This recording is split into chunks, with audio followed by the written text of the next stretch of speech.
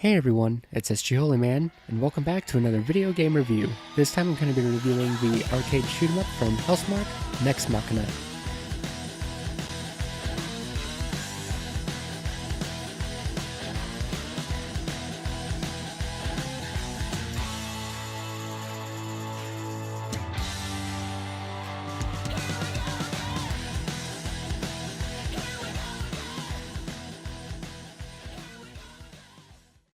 So, a couple things before I get into the review. First, this game was developed by Housemarque in collaboration with Eugene Jarvis. If you don't know who that is, he is a man who worked on many arcade classics back in the 80s, such as Defender and Robotron 2084.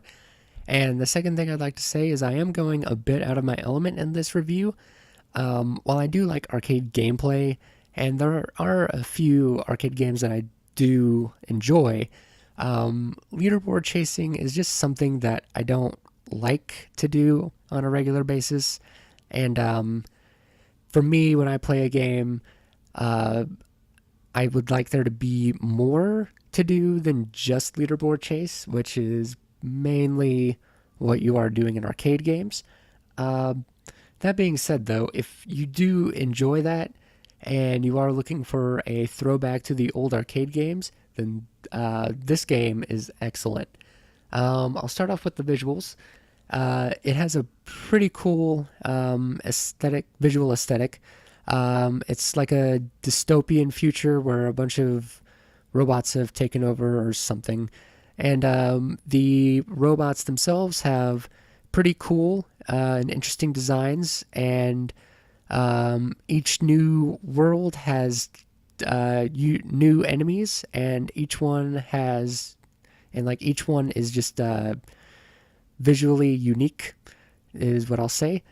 And also, as you can see with most Housemarque games, they like to use a lot of voxels, and I personally enjoy it because it does give their games a unique look. And I don't know, I just really enjoy it, especially, with the death animations, and you just got like voxels going everywhere. It's pretty neat. And I'll also say that this game has an awesome soundtrack. It's one of my favorites of the year. As far as the story goes, it's there. Just like most of the arcade games, the story's really there just to give you context for what you're doing, but you don't really need to know why you're doing what you're doing. So, yeah. Something about machines taking over and stuff. I don't know. Anyway, next I'll get into the gameplay, which is near perfect. So, as per usual, this game is a twin-stick shooter, and I know there are a lot of people that want Housemarque to do something other than twin-stick shooting, but I'm of the mind that they do it so well that I don't want them to change. And the controls this time around are near perfect.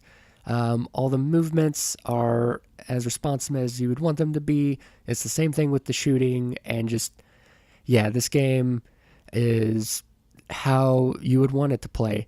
And every death that you encounter feels like it was your fault. And I say every death because this game is hard. Like, dang, it is hard.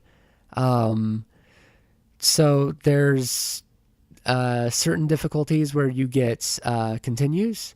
I believe the intermediate one is 99 continues, but you will blow through like 10 continues fast. I'll say it again. This game is super, super hard. So what makes it hard is as you progress through each world and you get to the new levels, you get upgrades to yourself.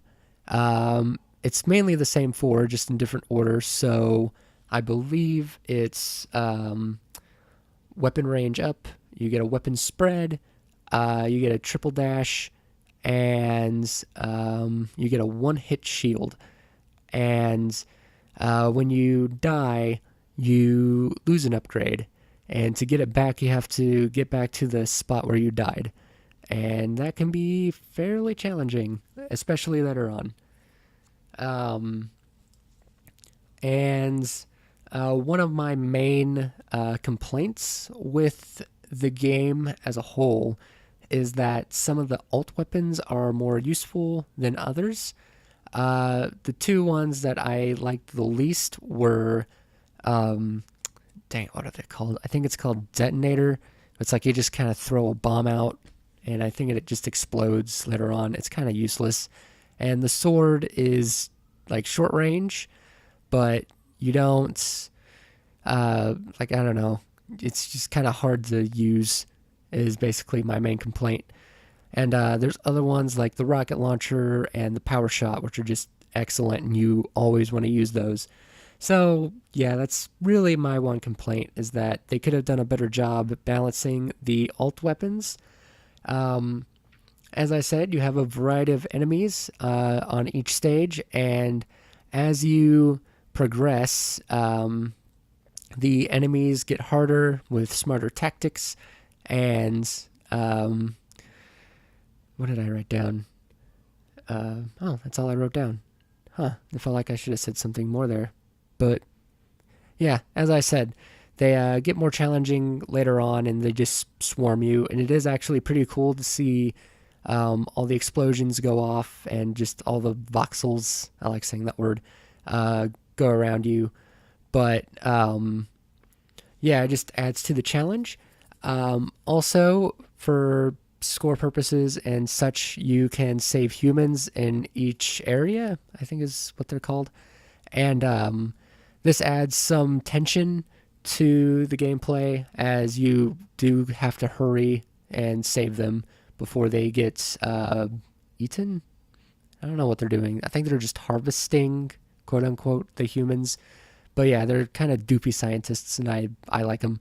But yeah, it just adds to the challenge, and you increase your score multiplier quite a bit when you save them. So it helps.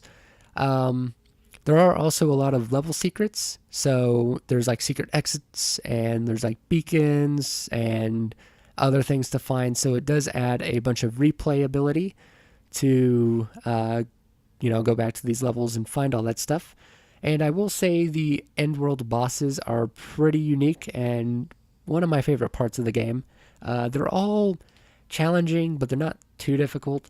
And you can beat them with no power-ups, but it is pretty difficult to do it. That being said, there are 3 modes in the game. There's arcade, which really unlocks the worlds, and it's basically just an arcade mode. You just go through each world trying to get as high a score as you can.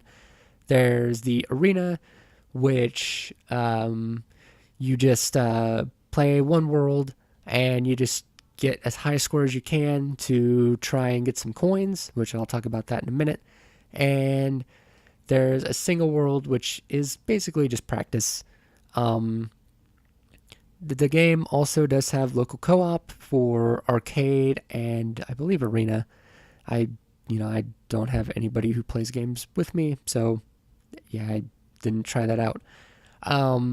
And as I said, you do gain coins. There are no microtransactions, so all the coins are earned in-game, and they're mainly used to unlock cosmetic stuff, so like the color of your shots and just different different cosmetic stuff.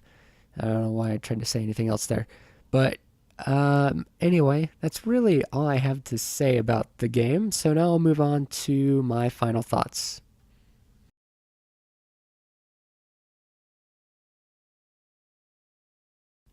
Nex Machina is an amazing throwback to the old arcade shoot 'em ups with great visuals and near perfect gameplay. While it does have some minor flaws, if you are looking for a old school shoot 'em up to help pass the time and to do some leaderboard chasing, then I would highly recommend looking into this one. Anyway, that's it for this review. If you liked what you've seen, you can go ahead and like this video, share it with your friends, and subscribe to my channel for more game reviews, streams, and all the good gaming stuff. Thank you guys for watching, and I will see you next time.